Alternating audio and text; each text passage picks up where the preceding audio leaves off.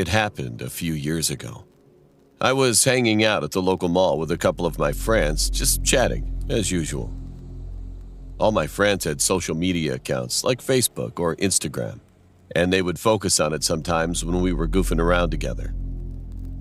Drake, one of my friends, was saying that he met a girl from Facebook.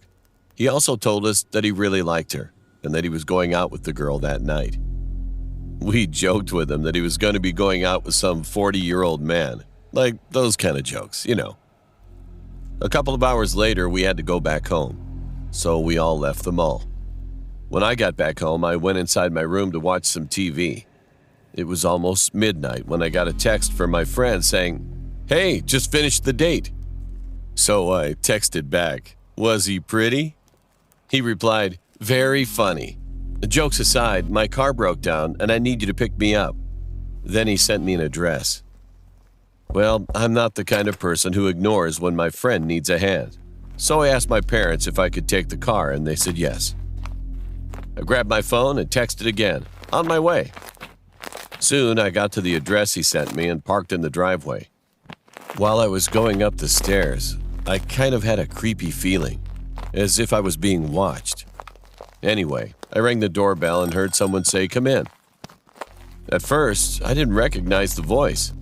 It was neither my friend's voice nor a female voice, so I just figured that it might be the girl's dad. Well, I was a bit surprised that the door was already open. But anyway, I walked in, and when I closed the door behind me, I saw this man watching TV with the girl and my friend. I said, "Hey, Drake." However, for some reason, he didn't respond. I had a strange feeling, so I slowly walked up to Drake, and I would never forget what I saw at that moment. The girl and my friend Drake were stabbed, and they were already dead.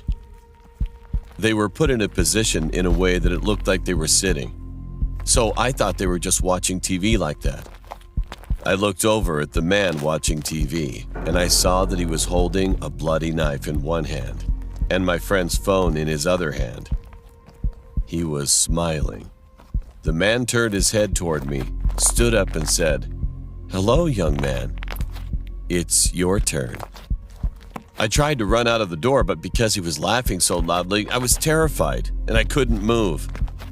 But there was no choice. When he approached me, I abruptly kicked him, knocked him down, and managed to run outside.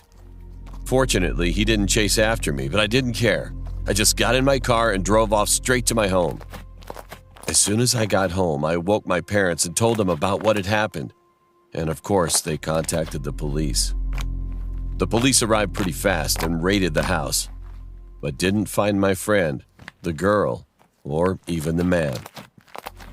And to this day, they still haven't found any clues.